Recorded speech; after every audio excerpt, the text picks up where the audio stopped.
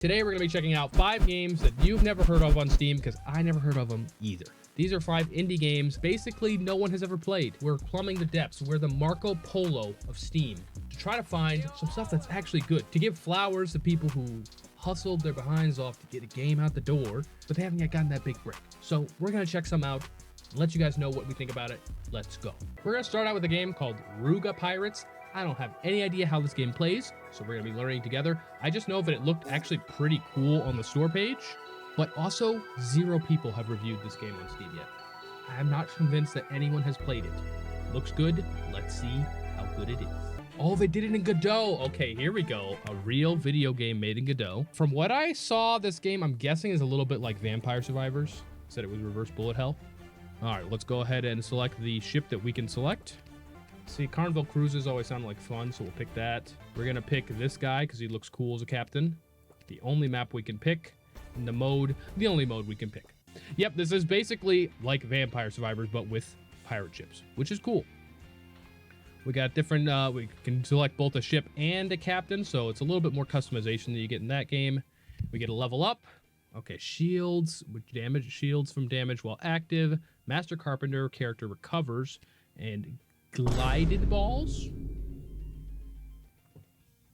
We're just gonna go with the shield because that's the only one that makes a lot of sense what we're doing. All right, we level up again. Let's go ahead and get another projectile because doing damage is the fun part of games. Pretty fun so far. This is a kind of game that personally I have to watch out for because roguelikes are a little bit too addicting at times. The one more run kind of gets me where you just want to keep going. Yeah, this is the kind of game I would say if anyone is like starting out in game development, you haven't really made anything, I would try to make something like this. This is just made in Godot. This is the kind of game that you just copy Vampire Survivors, put some twists in it. This one has the twist of you don't just pick your character, but you pick a ship and you pick a captain, and they have separate upgrades. Let's go. Let's go.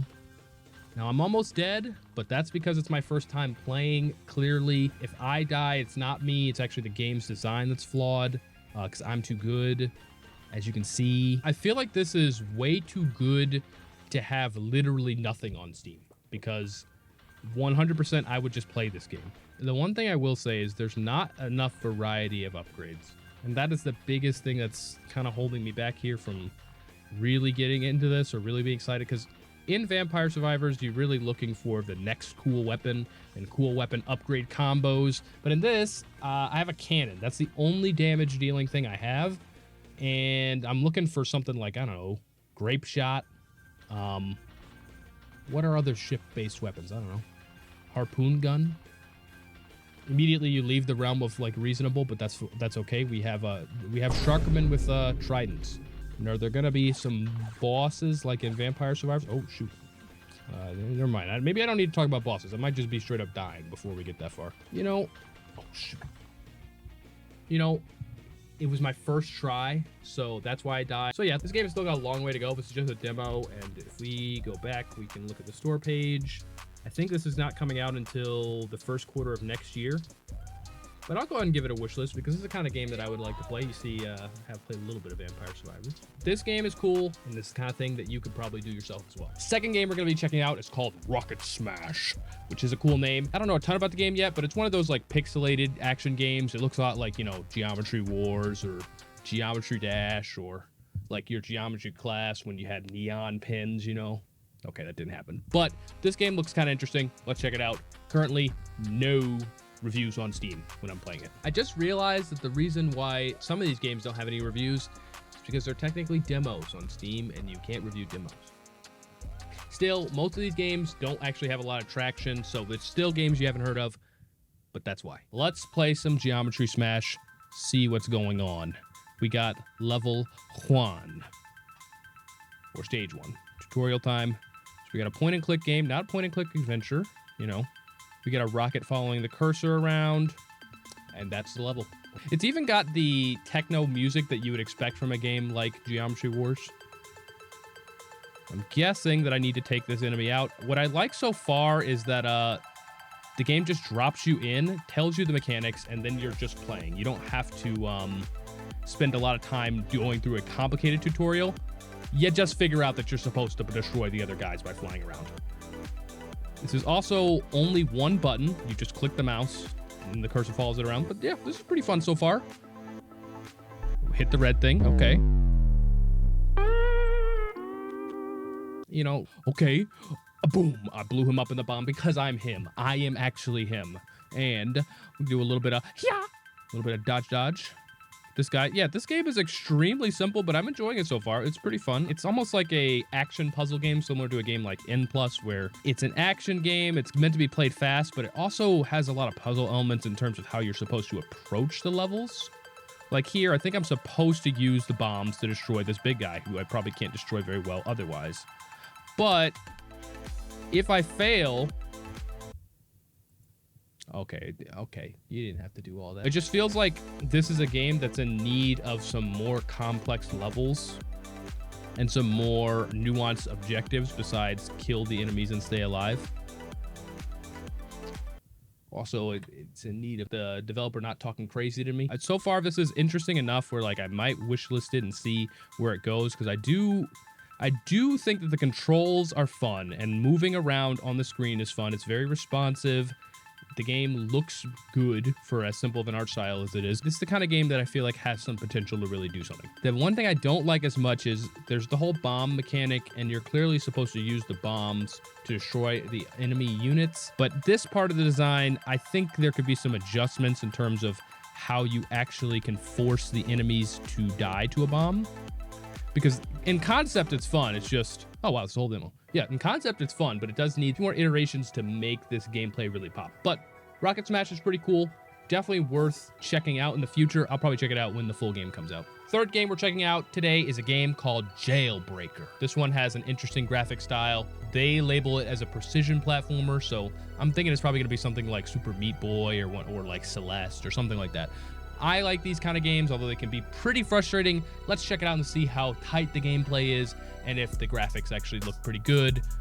These 2D graphics can be hit or miss. I'm left here with a choice.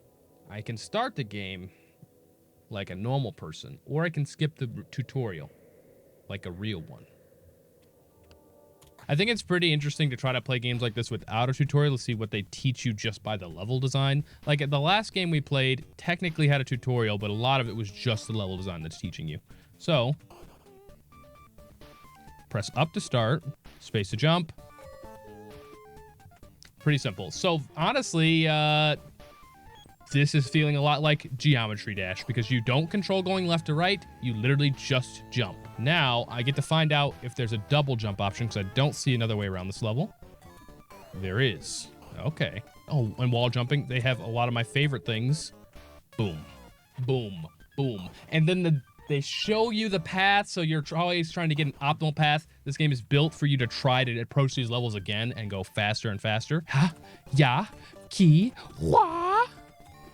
Of the games I've played so far, this one feels like the most polished for sure. It feels very good to play. And while it wears some inspiration on its sleeve from games like Celeste and whatever, it definitely is bringing some new things to the table in terms of not controlling where your character goes, just jumping and using the walls to determine what direction you're going. The one thing I'm really not liking is it doesn't feel very consistent how far you slide up the walls, and I'm not really sure how you determine that. Okay, hold on. Hold on. He's cooked. He was cooking a little bit. Okay. Okay.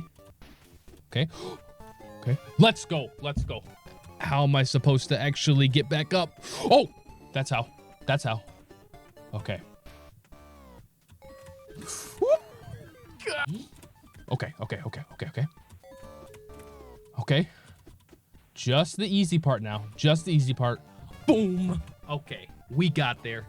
So, Jailbreaker, pretty good game. This one is clearly, I would say, a cut above the other two in terms of how much time they spent on it. The art style complements the game a lot. It has a certain flavor to it. The gameplay feels pretty tight, even though you only can press one button. Definitely worth checking out. I might be wishlisting this game. It's not really my type of game. Like, I'm going to get too frustrated playing this. I can already tell. But from what I played, it's fun. And if you like this kind of game, definitely worth playing. I don't know why this doesn't have any reviews yet, because it's way too good to have 0 reviews. Next, number 4, I think, we're doing a game called Cast Out Colony, which is another game that seems to be inspired by Vampire Survivors. This time, it's a bug-type game. which is to say you play as a bug. I'll be looking to see what this one does better than the ship game we had earlier. We'll see if this one does a better job of adding weapon variety than that game and keeping it fresh, giving us something that we don't already have in Vampire Survivors. All right, so we got play characters. Let's check out the characters. We got different bugs. You got a normal bug with a shout out to the leather belt just around his chest. Oh, and they even have additional costumes that you have to unlock.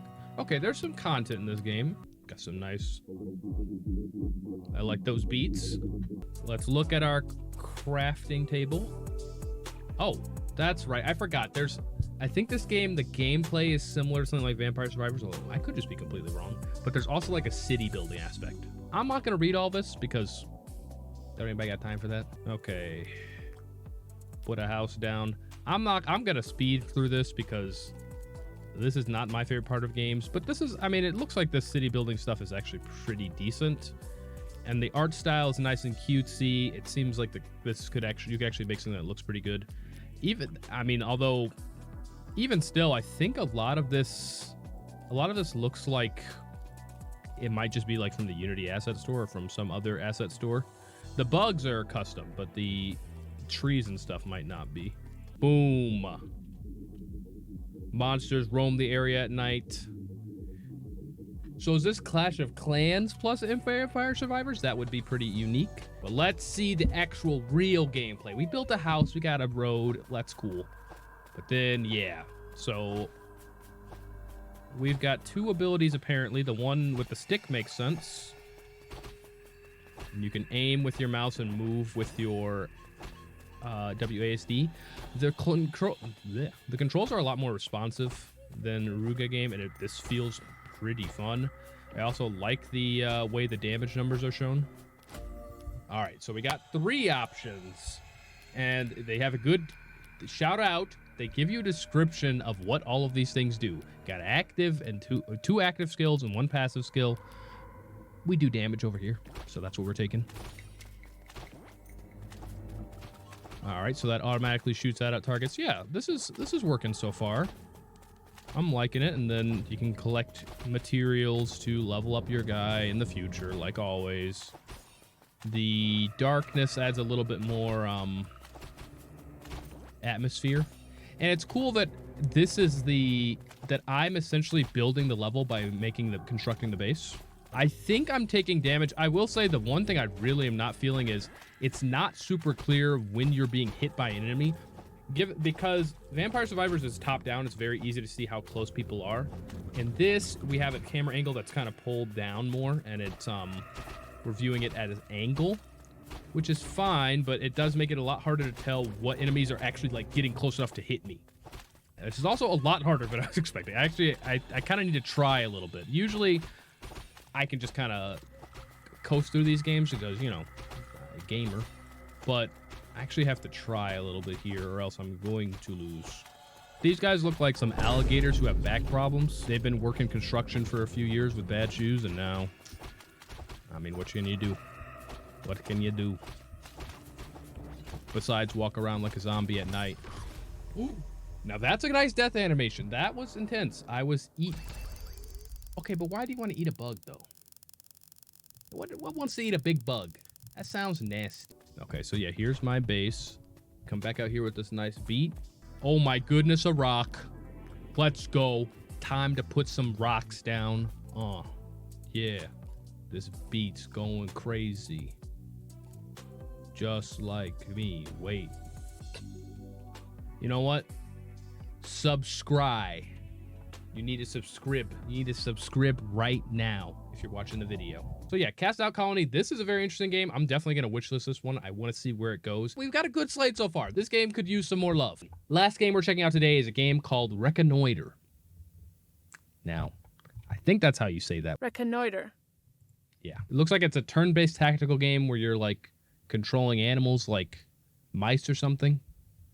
I don't know. Maybe it's like Redwall or Watership Down, but for a tactics game. I think it's a really cool setting, and I love these types of games, so let's see what this game can do to be unique. And it's not another Vampire Survivors copy, you know? So we get something different going on. I think the studio is Studio Not Good, which That's there's humility, and then there's calling yourself studio not good. Also, shout out to it being the not symbol. Okay, I like that. That's clever. Let us get right into it. Who needs a tutorial? They ask you how you are, you just have to say that you're fine when you're not really fine. I've learned my lesson. I'm going back and I'm doing the tutorial. I do kind of want to skip this because I just want to play the tutorial and see like what you're supposed to do in this game. Because it's definitely, I know it's a tactical game, but I'm not really sure what the gameplay is, if this is going to be similar to something like XCOM or Fire Emblem, or if it's going to be tactical and turn-based, but not combat-based. We got a nice pixel graphics in a 3D setting, so the environments seem to be voxel-based, so it looks similar to a game like kind of Minecraft, but really more a game like 3D Dot Game Heroes. But then the actual characters are sprites that are just stood up in the 3D world. It's an okay design decision. All right, so I better get to town. My torch ran out, so I will move, and I will move, and I am out of GP. I feel like the tutorial should tell me that should explain a little bit about movement points and how that works. So darkness presses in. Entering dark tiles will cause damage. The hero portrait in the left corner tracks it, okay? To safely complete your journey, you need to seek out lit tiles or carry a torch. Makes sense. So don't go into darkness. You'll take damage. It's like real life, okay? Watch out. Watch out there. We'll keep walking here. Torch bathes you and the nearby forest with warm light. You gained a status effect from the torch. Not all effects will be helpful. So it says I got a status effect. +2 heart / arrow +1 1. So we'll move to here. I see an orange arrow. Can I not go there? Jump over a tile in a straight line. Okay. I'm guessing I need to use it to go... Oh, shoot, that looks like a bad guy. So we will go 1, 2, and I'm guessing I need to use it to jump over that. Okay, dialogue options. You got to re-roll. I don't really know what we're re-rolling. There's a lock. Bro, there's a lot on the screen right now. I'm getting lost. Okay, I'm going to close this because that was not super helpful. So if I re-roll, I see 1. If I click advance... Oh, okay. Okay, what happened? I think what's happening is that you run into these encounters, and to clear the encounters, you have multiple options based on what this roll is.